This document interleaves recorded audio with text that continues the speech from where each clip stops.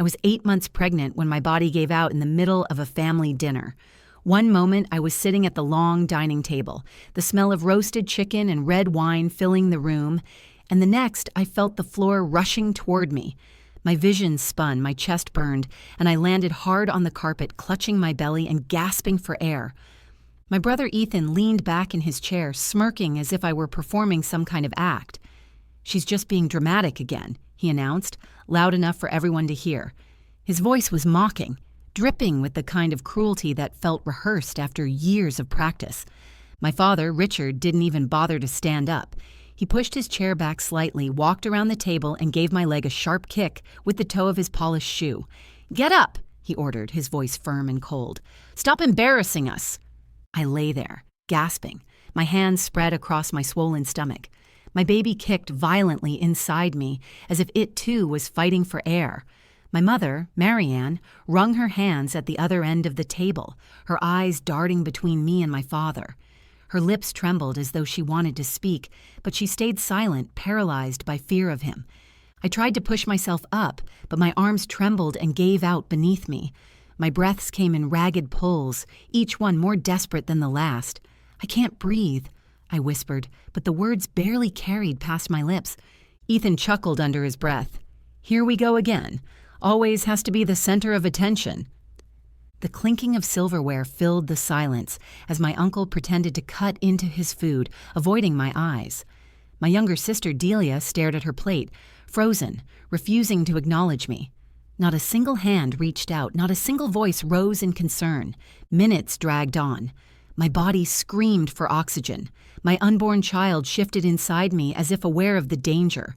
I was certain that if no one acted, we would both be gone before dessert. Finally, after what felt like forever, someone reluctantly called for an ambulance. 20 minutes. That was how long it would take for help to arrive. 20 minutes in which my family's indifference could end 2 lives. When the paramedics finally burst through the door, everything shifted. One of them knelt beside me, lifting my wrist and examining the thin silver bracelet I always wore. His expression changed as he read the engraving. He looked up sharply and asked the question that froze the entire room. "Who's the beneficiary on her $50 million life insurance policy?" The words hung in the air like a curse. My father's jaw tightened. My brother leaned forward, suddenly quiet. My mother looked away. For the first time that night, every single eye was on me, not with worry, not with love, but with calculation. I realized then that collapsing on that dining room floor had revealed more than just my medical weakness. It had ripped open the truth about the people sitting around me. Before that night, I had spent months trying to convince myself that keeping a connection with my family was worth the effort. I was 8 months pregnant, swollen and tired, but still determined to show up to family dinners, hoping for even the smallest gesture of support. My husband Daniel always told me, "You don't owe them anything," but a part of me still longed for the kind of warmth I had never truly received. My family carried a reputation for wealth and appearances. My father, Richard Monroe, was the kind of man who measured success in status and control. He believed emotions were weaknesses, and he made sure everyone in the house lived by that rule. My mother, Marianne, had learned long ago to keep her head down, agreeing with him in silence to avoid the wrath that came whenever she dared to question him. She was the type to quietly stack plates, wring her hands, and swallow her words before they could leave her mouth. My brother Ethan thrived on the power he gained by tearing others down. He never missed an opportunity to remind me that I was the family's failure, the one who left home, the one who didn't live up to the Monroe standard. If I walked in wearing a new dress, he would sneer, "Trying too hard again." If I stayed quiet, he would laugh, always sulking. He wore his cruelty like armor, convinced it made him untouchable. My sister Delia was younger, only 22, and still trapped in the same cycle of seeking approval I once lived in. She kept her head down that night at the table, picking at her food, too afraid to speak up, too afraid to pick a side. I didn't blame her. I remembered being her age and believing silence was the safest choice. And then there was Daniel. He wasn't at dinner because my family never truly welcomed him. He came from a modest background, nothing like the privilege I was born into. He was gentle, patient, and the first person in my life who showed me that love didn't have to be earned by obedience or silence. He was waiting at home, probably pacing with his phone in his hand, hoping I would come back from another family dinner without tears in my eyes. He didn't know yet how badly I would need him that night. The house itself told its own story. My father had insisted on a formal dining room, all dark wood and shining chandeliers, a place meant for hosting business partners more than for family. The table stretched almost the length of the room, polished to a gleam, with silverware lined in perfect symmetry. But no matter how flawless the setting, the air was always heavy, the kind that pressed down on your chest and warned you to watch every word. I sat at the table that evening dressed in a loose maternity dress, my hands resting on the curve of my stomach. My baby kicked gently now and then, reminding me that soon I would hold a new life in my arms. I wanted to believe that child would know love differently than I had. That belief was the only reason I kept showing up, enduring the sharp comments and icy stares. Somewhere deep down, I thought maybe, just maybe, my family would soften when they saw me as a mother. The conversation that night circled around money, politics, and the usual complaints about people not living up to Richard's standards. When the subject shifted to me, the remarks came quickly. "You've put on too much weight," my father muttered, carving into his food as if I weren't even sitting beside him. Ethan smirked, raising his glass. "She's always been good at eating. At least she's consistent." My cheeks burned, but I pressed my hand to my belly and forced myself to breathe slowly. My baby shifted, and I whispered a promise in my mind that I would be stronger than their words. As the laughter at my expense faded into the clinking of silverware, I realized how fragile my hope truly was. I was still the outsider at my own family's table, tolerated but never loved, judged but never protected. I sat quietly, fighting the ache in my chest, unaware that within minutes my body would give out and the mask my family wore would finally crack. The first sign that something was wrong came as a tight squeeze in my chest. At first I thought it was just nerves or the weight of the meal, but then the room tilted, and the chandelier above me blurred into 2, then 3. My fork slipped from my fingers, clattering against the plate. I tried to steady myself with a deep breath, but my lungs refused to cooperate. Each inhale felt shallow, ragged, as though I were trying to draw air through a straw. I pressed my hand against my belly. My baby twisted sharply inside me as if sensing my panic. Heat spread across my skin, sweat beading along my hairline. I looked at my mother, hoping she would notice the change in my face, the way I clutched the table. For a brief moment her eyes locked with mine, and I thought she would leap up. But instead she glanced quickly at my father and lowered her gaze back to her plate. My throat tightened. "Something's wrong," I whispered. My voice was barely audible over the scrape of cutlery and the low hum of conversation. Ethan leaned back in his chair and laughed. "You've got to be kidding me, Clara. You pull this act every time. A headache, a stomachache, always something. You can't stand it when the attention's not on you." I shook my head weakly, trying to form words, but the room was spinning too fast. My hand slipped from the edge of the table, and I collapsed, my body crumpling onto the carpet. A sharp gasp escaped me as pain shot through my stomach, the weight of the fall jarring both me and the life inside me. My sister Delia's fork froze in midair. She looked like she wanted to say something but couldn't. Her lips parted, then closed again, her knuckles whitening around the utensil as if she were holding on for safety. From above me, my father's shadow stretched across the floor. He pushed his chair back with a scrape that echoed in the silence and walked toward me. His polished shoes stopped inches from my side. I raised my hand toward him, desperate for help, but instead of reaching down, he nudged my leg with the tip of his shoe. "Get up!" he barked. His voice was sharp, a command meant for a disobedient child. "Stop embarrassing us. Enough of this nonsense." I tried to push myself up on my elbows, but my arms gave out beneath me. "I can't breathe," I gasped. The words came out broken, my chest rising and falling in frantic jerks. My father's eyes narrowed. "You'll be fine. You've always been dramatic. Don't ruin dinner." The world around me blurred. My pulse throbbed in my ears like a drumbeat. My baby shifted again, harder this time, and I felt a surge of fear that stole what little air I had left. I turned my face toward my mother, who sat frozen at the far end of the table. Her lips trembled. "Richard," she whispered, her voice shaky, "maybe we should—" "Quiet, Marianne," he snapped. The glare he shot her was enough to silence her instantly. She lowered her eyes, folding her napkin neatly in her lap, as if forcing order on the cloth would erase the chaos unfolding at her feet. Seconds dragged like hours.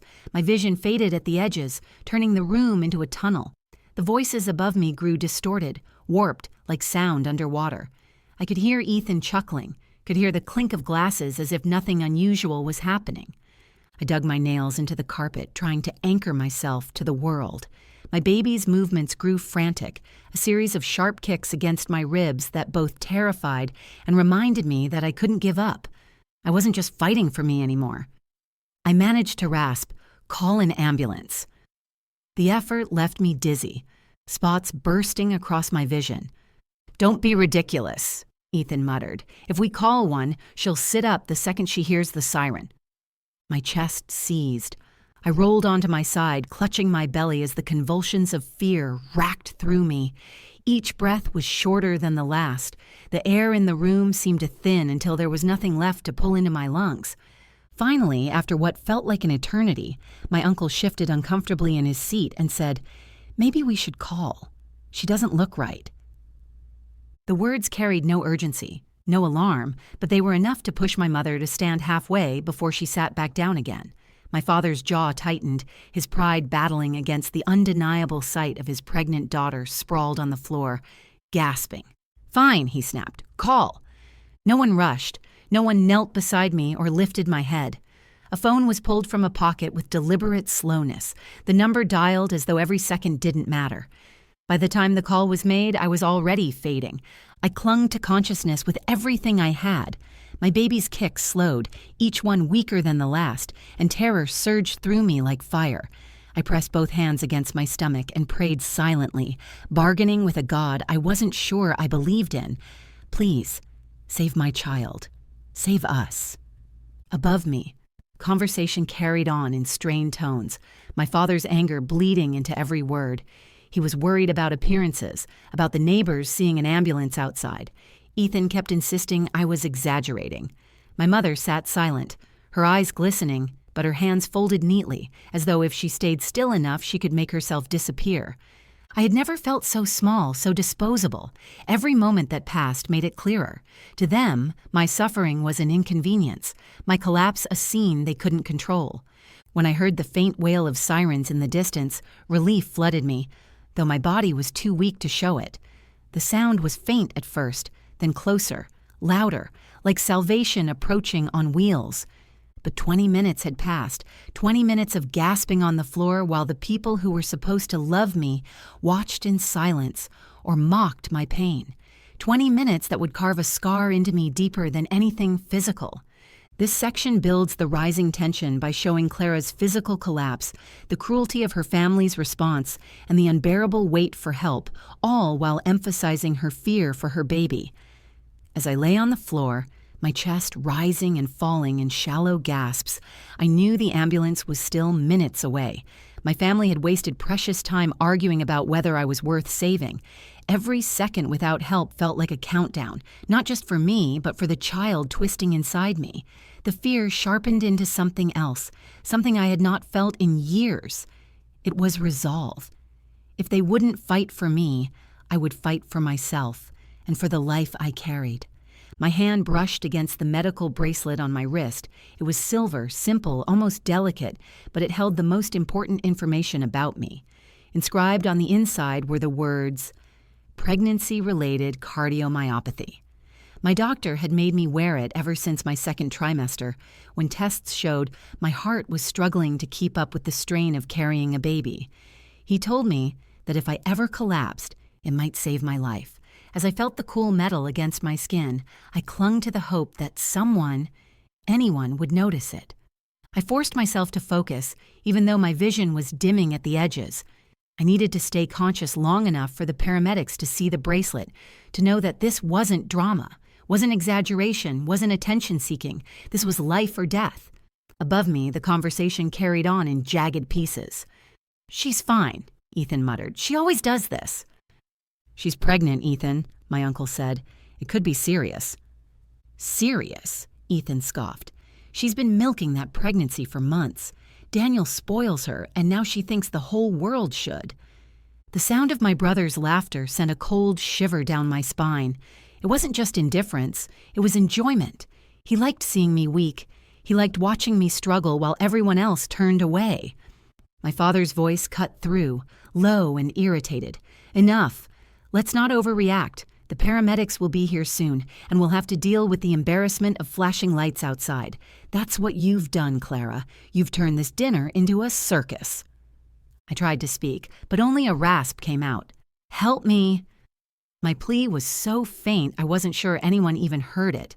My mother's chair scraped softly as if she had started to rise. I turned my head just enough to see her, her hand gripping the edge of the table. Her lips trembled with words she never spoke. Richard's glare pinned her back down in place, and she sat again, lowering her gaze to her folded napkin. She chose silence. Again. The realization struck me with more force than the pain in my chest. I was alone in this house, even surrounded by family. No one was going to save me but me. I closed my eyes for a moment and forced myself to breathe, shallow as it was. I thought of Daniel. I thought of his steady hands on my shoulders when I cried about my family, his voice promising, "One day you'll see that you don't need their approval. You are enough." I thought of the way his face lit up when he touched my belly, whispering to our unborn child about the life we would build together. That image gave me strength. I wasn't ready to leave him. I wasn't ready to leave my child. The sirens grew louder now, closer, their wail slicing through the thick silence of the house. Relief surged in me, but so did fear. I had to make sure the paramedics knew what was wrong. I had to hold on. The sound of heavy boots pounded up the front steps. The door opened, and suddenly the room was filled with strangers in uniform carrying equipment, their voices brisk and urgent. They moved fast, pushing past the frozen faces of my family, kneeling beside me, checking my pulse, fitting an oxygen mask over my nose and mouth. Cool air rushed into my lungs, sharp and almost painful, but it gave me life again. One of the paramedics took my wrist, lifting it to check my pulse. His thumb brushed against the bracelet and his eyes flicked down to read the inscription. His face tightened. "Cardiomyopathy," he said quickly to his partner. "Pregnancy-related. She needs immediate transport." I wanted to cry with relief. Someone understood. Someone finally knew the truth of what my body was fighting. But then his next words sliced through the room. He looked up at my family and asked firmly, "Who's the beneficiary on her $50 million life insurance policy?" The air in the dining room shifted. My father's face stiffened, his jaw locking. Ethan leaned forward, his eyes narrowing with interest. My mother looked away, her cheeks paling. No one answered right away. For the first time that night, every pair of eyes was fixed on me, not with concern, not with love, but with calculation. In that moment, something inside me changed. Lying on the floor with an oxygen mask pressed to my face, my heart pounding weakly, I understood a truth I had avoided for years. Their silence when I begged for help was not just indifference, it was convenience. My suffering was easier to dismiss than acknowledge. My survival mattered less than what they stood to gain if I didn't make it. I felt a surge of defiance, even as my body shook with weakness. They would not have the last word. They would not claim my life as a prophet. I thought again of Daniel, of his steady love, and of the child who was fighting inside me. I wasn't done. Not yet. The paramedics lifted me onto the stretcher, strapping me in. My father crossed his arms, his face a mask of irritation. Ethan smirked, though his eyes lingered on the bracelet as if memorizing it. My mother dabbed her eyes with her napkin but still said nothing. As the stretcher rolled toward the door, I locked eyes with each of them. For the first time in my life, I didn't feel the sting of rejection. I felt clarity. I knew where I stood, and I knew what I had to do once I survived this night. The stretcher jolted as the paramedics wheeled me toward the front door. My lungs were working harder now with the oxygen mask, but each breath still felt fragile, as though it could vanish if I let go for even a second. My heart pounded weakly in my chest, a reminder of how close I was to slipping away. The paramedic holding my wrist repeated the word carved into my bracelet, cardiomyopathy, to his partner, emphasizing it again and again. He was calm, professional, but I caught the slight furrow in his brow as he adjusted the straps around me. He knew how dangerous this was. I wasn't imagining it. I wasn't being dramatic. My body was failing and time mattered. But the sound that filled the room wasn't urgency or panic from my family. It was silence. The kind of silence that reveals more than words ever could. Every face around the dining table was frozen, their eyes locked. Not on me, but on the paramedic's earlier question.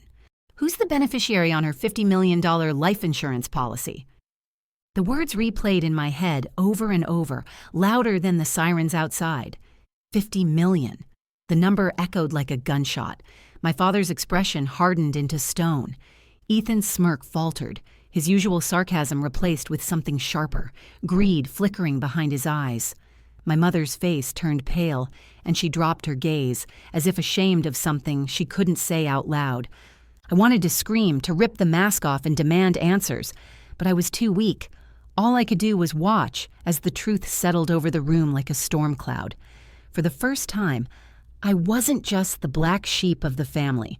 I was a commodity, a number, a policy worth more to them in death than in life. The paramedic looked around impatiently. I need to know, he said firmly. If anything happens on the way, this information matters. Richard's voice cut through the silence. Calm, deliberate, the voice of a man who had spent his entire life controlling the narrative. I handle the family's affairs. That information is private. Ethan leaned forward, his elbows on the table. She probably left it all to Daniel anyway, he muttered, bitterness dripping from every syllable. Wouldn't that be just like her, handing Monroe money over to an outsider? The way he said outsider made my blood run cold. To him, my husband wasn't family. He was a threat. The paramedic tightened his grip on the stretcher and shook his head. This isn't about family politics. This is about her life. We don't have time for secrecy. My father ignored him, his eyes never leaving mine. His stare was heavy, loaded, and in that gaze I saw something that broke me in ways the fall never could. There was no fear for me, no concern for the baby inside me. There was calculation. He was weighing the value of my survival against the worth of my death. I tried to form words through the mask, my voice muffled but determined. Daniel, I rasped. It was all I could manage, one name, but it was enough. The paramedic leaned closer. Daniel, is that your husband? I nodded weakly. My chest burned with the effort, but I forced myself to speak again. Husband, him. Relief flickered across the paramedic's face. He glanced at his partner. Mark it down. Husband's the beneficiary. Let's move. That small confirmation shifted something in me. My family could glare, sneer, and sit in silence, but they couldn't change the fact that I had chosen Daniel. I had given my trust and my future to the one person who had stood by me, the one who never saw me as a burden or a disappointment. As they wheeled me toward the door, Ethan stood abruptly, his chair scraping the floor. So that's it? He snapped. She just hands it all over to him and we're supposed to accept it. My father raised a hand, silencing him, but his jaw was clenched tight. His silence was louder than any protest. The paramedics maneuvered the stretcher through the doorway, the night air hitting my face, cool and sharp. The flashing red and blue lights painted the walls of the house, reflecting off the polished windows and the marble steps. For the first time, the house looked less like a fortress and more like a cage I was finally leaving behind. As they loaded me into the ambulance, I caught one last glimpse of my family standing in the doorway. My mother clutched the railing, her face streaked with tears she hadn't dared to show inside. Ethan's fists were clenched, his face twisted with anger, his eyes fixed not on me, but on the ambulance carrying away his imagined fortune. My father stood still, his expression unreadable, but his silence said everything. To him, I was already gone, and what mattered now was control of what I left behind. The doors slammed shut, cutting them off. The sirens wailed again as the ambulance pulled away, the vibrations rattling through the metal frame beneath me. I lay strapped down, the oxygen mask filling my lungs, my heartbeat erratic on the monitor beside me. The paramedic who had read my bracelet leaned over me. "Stay with me," he said firmly. "You and your baby are fighters. We're getting you to the hospital." His words steadied me. For the first time that night, I felt seen, not as a burden, not as a performance, not as a policy number, but as a person worth saving. As the ambulance sped into the night, I realized this was the moment everything changed. My collapse at the dinner table wasn't just a medical emergency. It was the unmasking of a family who had never truly seen me as their own. It was the proof that love cannot be bought with bloodlines or wealth, and it was the beginning of my decision to break free. This section builds the dramatic peak: the insurance revelation, the family's greed and silence, Clara's fragile defiance, and the life or death transport. It leaves the audience desperate to hear how she survives and what happens next. The ride to the hospital blurred into fragments of sound and light. The sirens screamed above me, the paramedics' voices moved quickly around the small space, and the monitor beside me beeped a warning rhythm I couldn't ignore. Every jolt of the ambulance rattled through me, but the oxygen mask steadied my lungs enough to keep me anchored. I pressed a trembling hand against my belly, whispering silently to my child, promising we would make it through. When we arrived, the paramedics rushed me through the wide hospital doors, their voices sharp and clipped as they relayed my condition to the doctors waiting. I felt hands lifting me, securing tubes, the prick of a needle, the cold touch of machines attaching themselves to my chest. Somewhere in the chaos, a nurse leaned close and spoke gently, her words finally cutting through the storm. "We've got you. Focus on breathing. Your baby's heart is strong." Relief flooded me, so powerful it brought tears to my eyes. My child was still fighting. Hours later, when the worst had passed, I opened my eyes to find Daniel sitting beside me.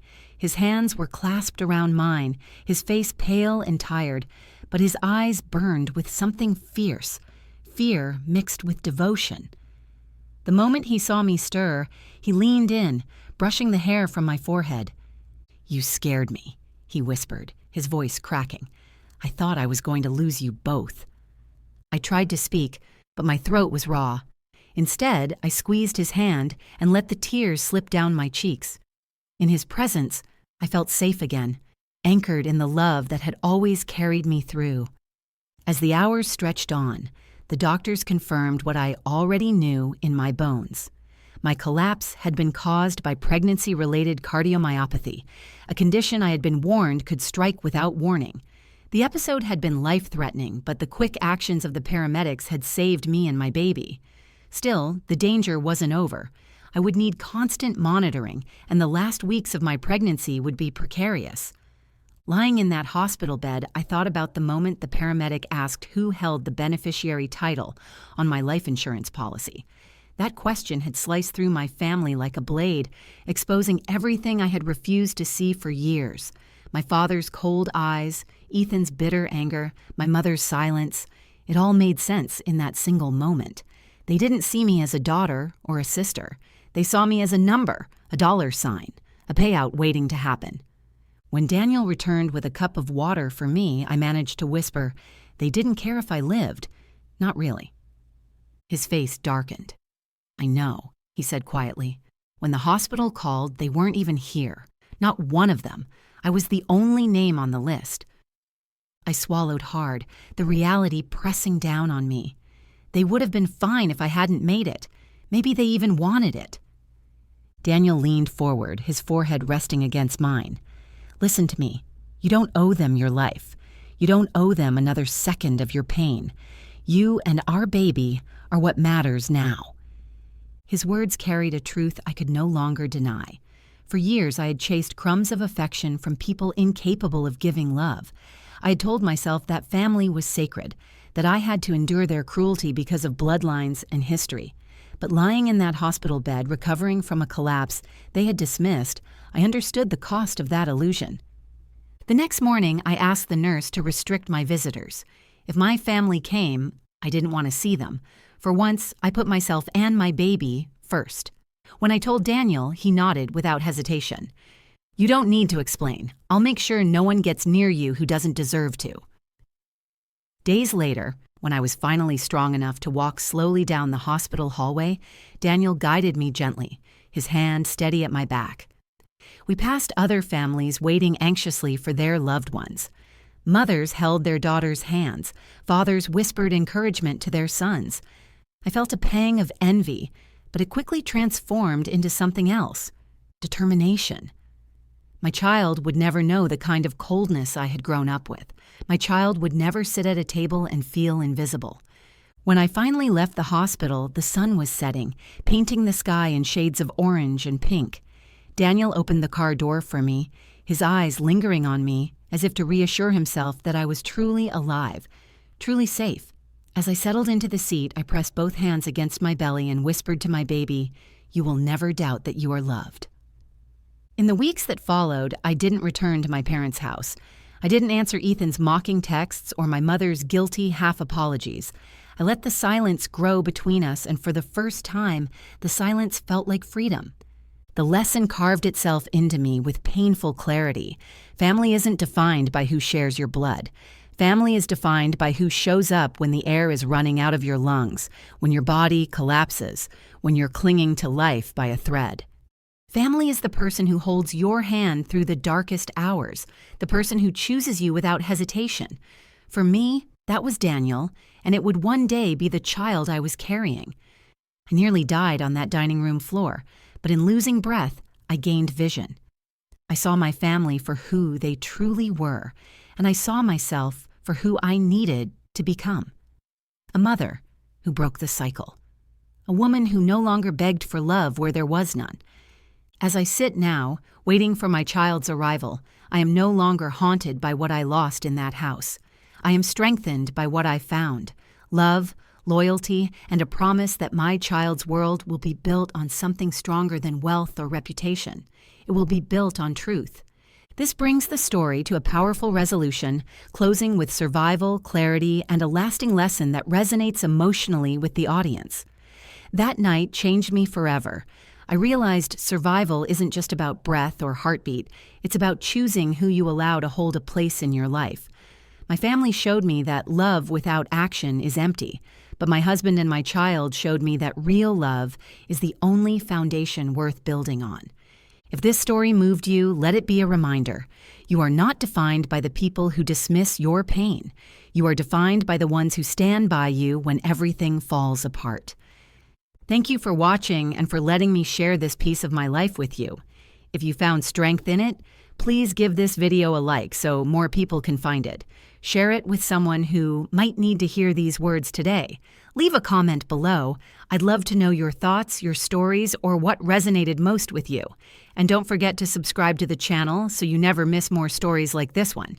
Together, we can build a community where voices are heard, stories are valued, and no one feels alone.